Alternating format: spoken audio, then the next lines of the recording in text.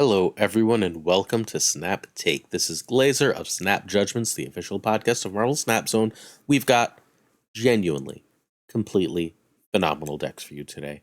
We've got tips from Lambie from climbing, and we've got a bundle guide. Let's get started with today's video by telling you all about our Snap Judgments League. This is a league tournament. We're already at about 200 entries. It is 32 player pods. Please join one.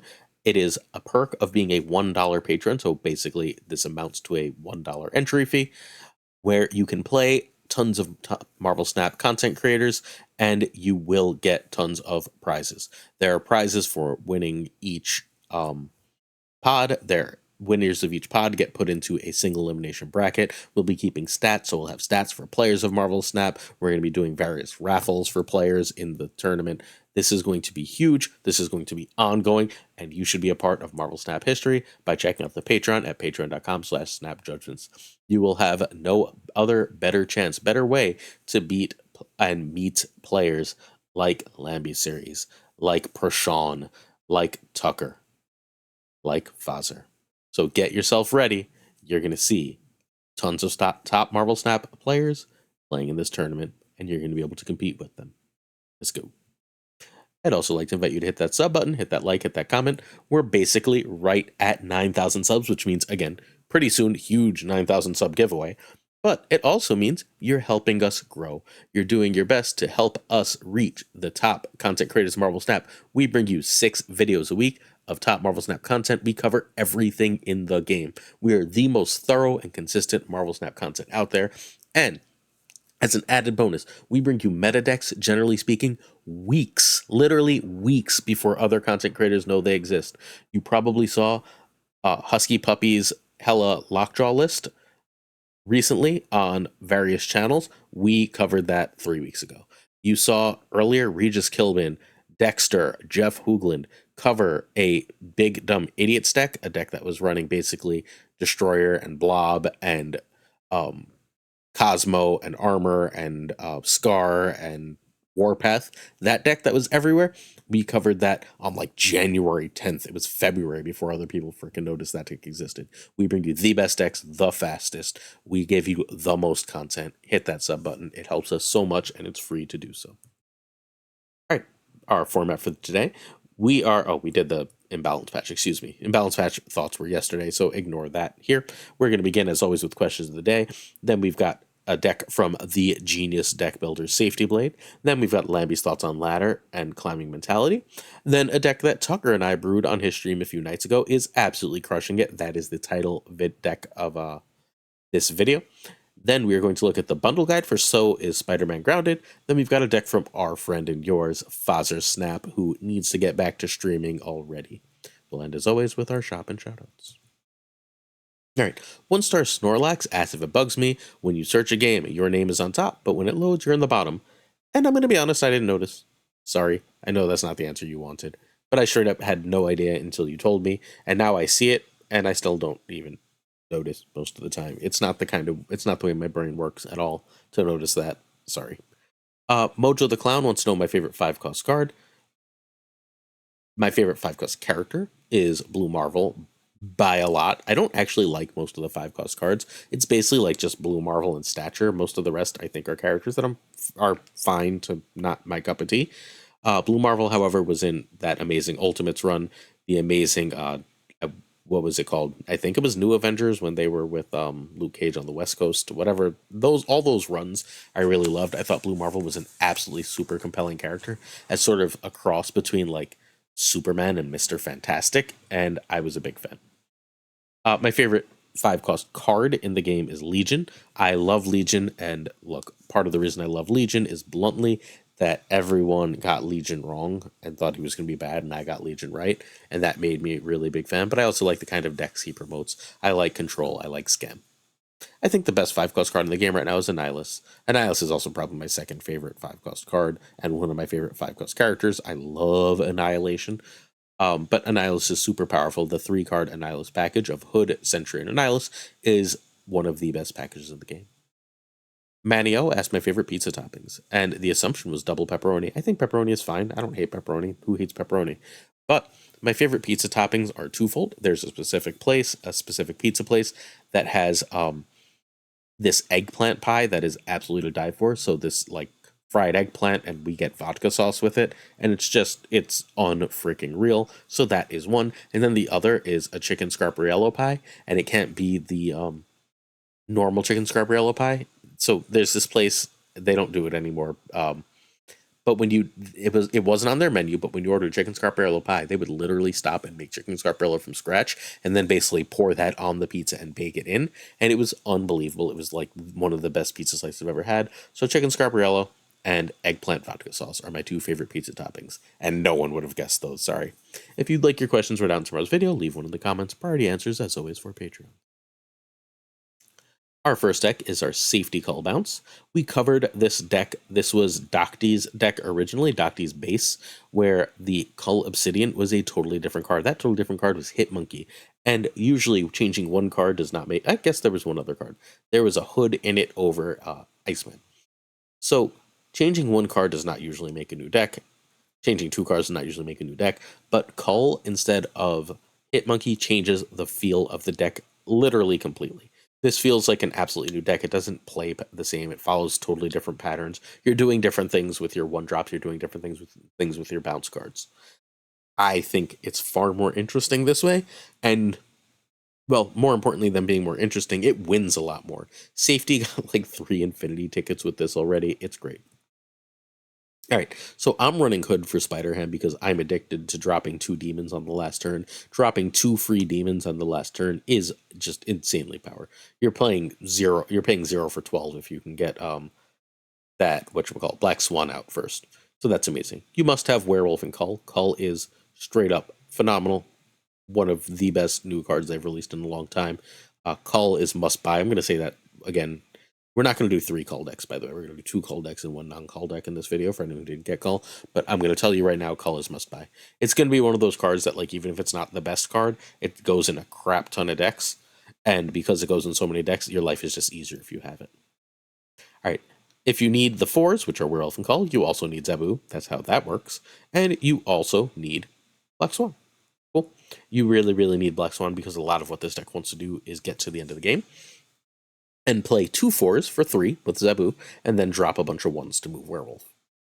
So you choose a tech card, and you drop Werewolf or Cull, and then hopefully you've dropped Werewolf earlier and Cull later, but you can also drop Cull earlier and Werewolf later and be just fine. Alright, let's keep going. So this had Hit Monkey, but now it's better. So we've got Iceman or Ham on 1. Again, I'm running Hood there, so it'd be Iceman or Hood. Sometimes Forge is fine.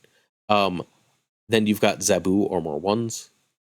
Werewolf or more 1s, Werewolf, Cull, or Bounce. You really want to get Werewolf out on 3 or 4 if possible. You will drop Cull just to get it out if you need to. Turn 5 is generally Bounce and Swan. You would prefer that Bounce be Falcon, but hey, either way, because the Beast cost reduction is wasted at that point.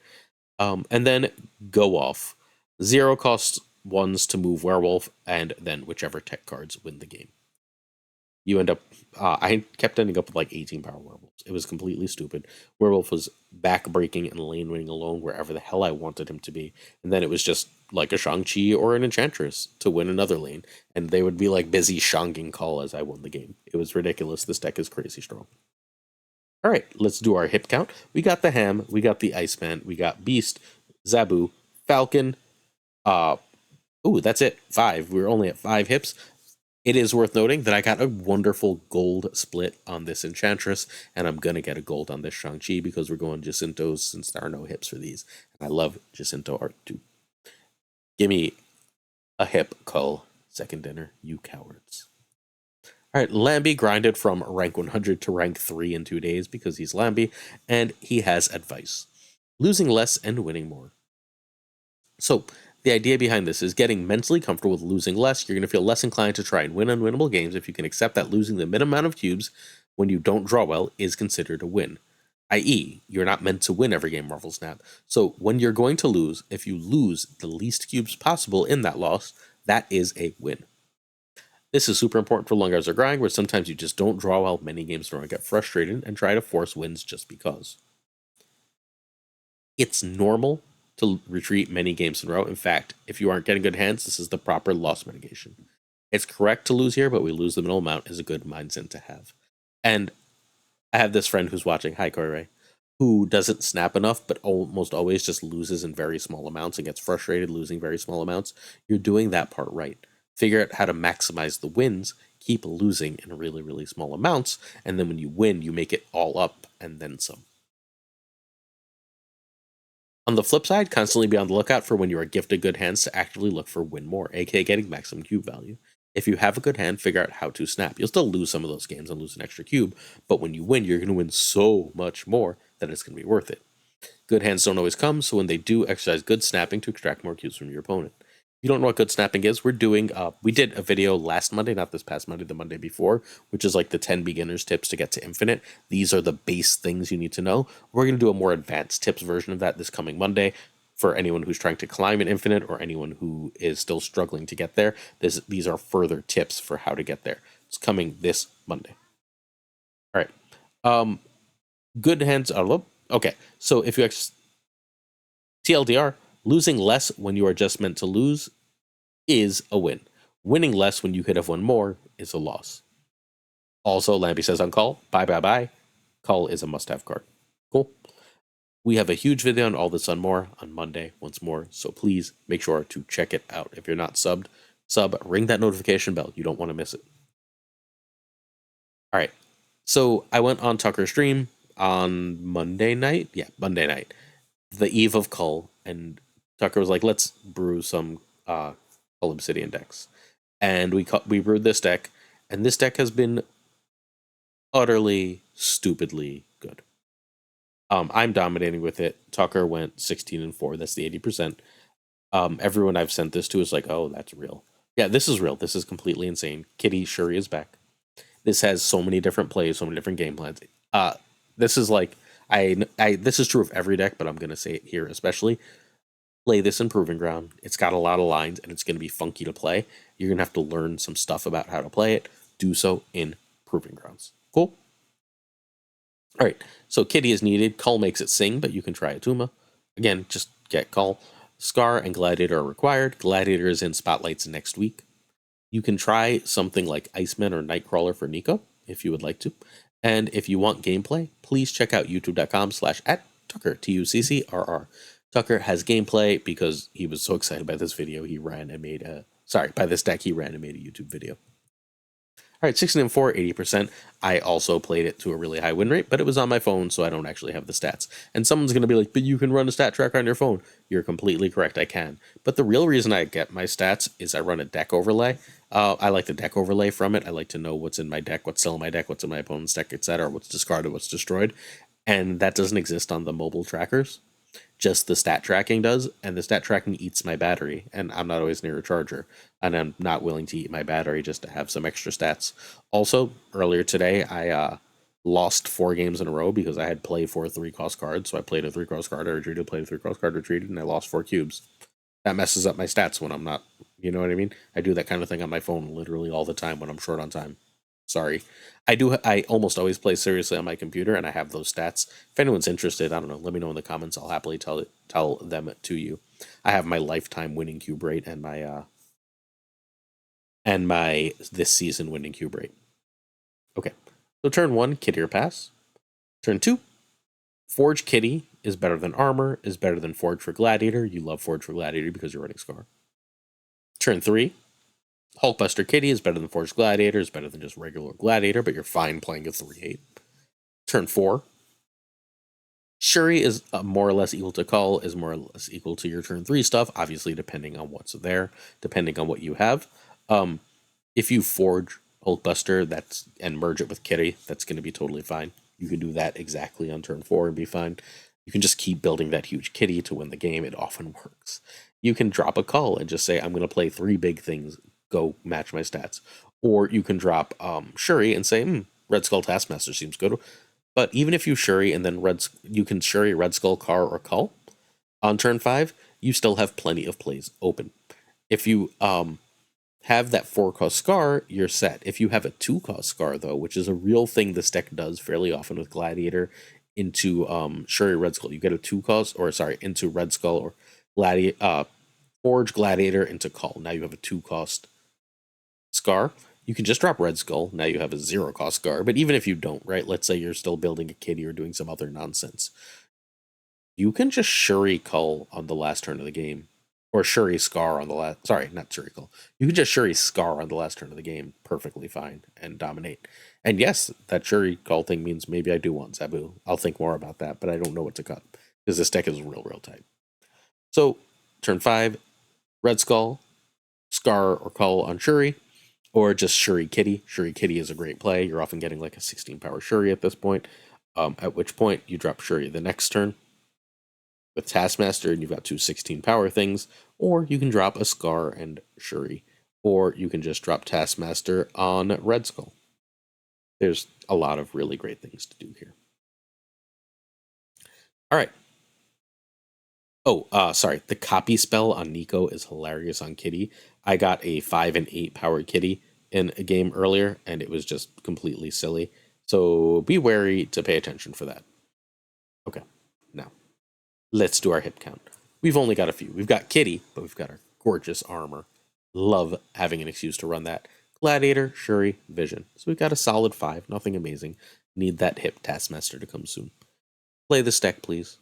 I don't know how else to say it. This is one of those decks that in a couple weeks is going to be everywhere. I'm pretty damn sure. So you should play this deck now. All good? All right. So is Spider-Man grounded? 6,500 gold is basically double what you get if you just buy gold in the shop. So if you're going to spend $50 and you want gold, then if you are close to series complete, I ran this by Savage Yeti. If you are close to card complete, like 70% or more of the series 4 or 5 cards, and done with series 3, this is a great bundle. This is a great buy, assuming there's ever a gold bundle, because 6,500 gold, basically most of the big gold bundles are like 7,500 gold. So if you just buy the season pass, right, that's $60 instead of $100 for one of those giant gold bundles. It's a great deal. Yeah, it's like a 40% discount. You love to see it. It's great. If you are earlier, it's not quite as good because you're not getting any other progression value and you're stuck waiting, and that has a lesser value. So if you're less than 70%, it's still probably a buy, but it's not like a must buy. And if you're almost game complete and you just want to buy something big, this is a must buy. Absolutely great bundle. Also, it by the way, just worth noting, it comes with a Series 4 card. If you don't have Ghost Spider, you'll still have to open it on Collection Track eventually, but you will have Ghost Spider. You will be able to use Ghost Spider. If you watched yesterday's giant Phoenix Force thing, you know you need Ghost Spider for at least that deck, and then you would have it. Cool. All right, our last deck of the day is our non-Cull Obsidian deck by Cull Obsidian. He is a must-have card. Our friend Fazzer ran a 72% win rate with this Galactus all the way to infinite. This deck is crazy good. It does not need Galactus to win, but Galactus is a great win condition because the Annihilus package is a win printing machine. I don't know, whatever. You get the idea. It's real good. And this sort of goes all in on that package by also adding the Ravonna Goblin package. Ravonna, 2 goblins, Selene are an extra package that can be run with or without Annihilus. They're obviously better with Annihilus because if your opponent has Annihilus to counter you, you can just chuck those damn cards back. You will also have Black Widow to junk up their hand, and then you just have enough big stuff in Shang-Chi to ruin things. It should be very easy to get priority, which means Goliath, and sometimes you just go like all your junk stuff in a lane.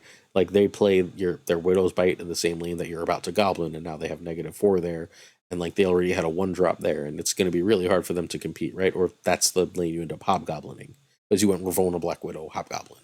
And now you're just like, oh, they're like, oh, geez. Well, you Galactus that lane and you win the game. You don't have any ramp. There's no special way to get Galactus out here, except, occasionally locations and variants do that for you. But, like, you don't need it. Like, Galactus is just occasionally a free win for big cubes. All right. You can try a tech card for Selene or Nebula, Iceman or Spider-Ham, maybe Enchantress, or Rogue. I'd also always like Nico in one of these decks. Nico is perfectly fine at replacing any of these cards. Cool. You can't cut any of the other high series cards, which means Galactus, Goliath, Annihilus are all needed. Ravonna is also needed. Ravonna is phenomenal in this deck. Just like it's hard to overstate. She's literally got 2 targets, and those 2 targets are so damn good. It's completely absurd. All right. So Fazzer went 34 and 12, 74%, which is huge, even in pre-infinite, just huge. Turn 1, Nebula is better than Selene. If as long as there's a goblin or hood in hand, and that's generally better than hood. If you're gonna play Selene, obviously you're not playing Selene over hood if hood is in hand, right? Because hood is in hand, and Selene with hood means hood is in hand. Duh. All right, turn 2, Ravonna is better than a 1. Turn 3, Goblin +1 if you can is better than Widow. Is more or less equal to Goblin, depends what the opponent has. If the opponent is playing Thanos and you have Pryde, Widow's better because they might play a draw card. Goblin might be better to junk things up if they're playing a lot of little stuff is out, you can clog them, so on. Turn 4, Sentry with Annihilus in hand is better than Hobgoblin, is better than Sentry without Annihilus. Turn 5, Annihilus or Hobgob. Turn 6, Galactus or Eliath. Enjoy your cubes. This is Cube Printin' 101. Okay. Hip count, Nebula, Ravonna, Widow, Hobgoblin, Annihilus, Eliath, 6. Not bad at all. We've got our wonderful Spotlight Galactus. We got a double Jacinto in Shang and Sentry 2. And we're perfectly happy with our... Oh, we got a double Spotlight too, because we also have Spotlight Selene. So not bad at all. Not bad at all. All right, time to look at our variants as we come to the end of this video. I didn't buy the Greek Doom. I almost bought the Greek Doom, but I got Emperor Doom instead. Emperor Doom is better. And now I also have the amazing Fire and Ice Bundle Doom. So I'm done with Dooms for basically ever. I don't like Valkyrie Mirage. That's not what I think of when I think of the character, so I never end up buying it. I have like 5 Wolverines, including a hip, whatever. I have a hip Ghost. I've got like 3 Cerebros, and I don't play a lot of Cerebro, although I do like this variant a lot. I can see myself one day sucking it up and buying this one. I don't buy Pixels. I have plenty of Daredevils, and I have a hip Mysterio. Recent variants I got the Spotlight for both Nimrod and Thanos. I'm very excited about this Thanos, but I have a hip for the Nimrod. I also filled up that album and got Squirrel Girl. His Squirrel Girl is now one of my favorite variants in Marvel Snap, so hey. From Collection Track, I got this Black Widow that I don't care about. I've got a hip, but it's not a bad Widow. I actually like the art a lot. And then from the stupid Festival of Lights thing, the Festival of Lights isn't stupid. The event is stupid. I got Pixel Leech. Lucky me. Lucky. All right, certain tiers of Patreon support come with on-air thanks. So if you're willing to check out that Patreon for the $1 for the tournament, if you're willing to go higher, the $10 tier comes with this on-air thanks. It also comes with like a couple just general videos of me chatting a week as a general rule, although this week has been intensely busy. It is well past my bedtime as I record this. And it comes with a free weekly video where I break down the top 10 decks from all of these videos, and then a monthly exclusive podcast with Roy. So if that sounds good to you, please check that out.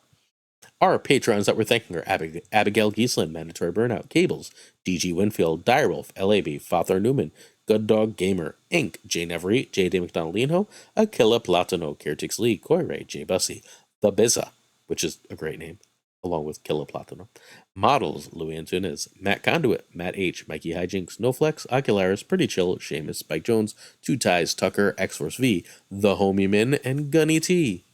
Thank you all so much for your support. And thank you all so much for watching this video. Look, I'm always proud of these videos. A lot goes into finding these decks.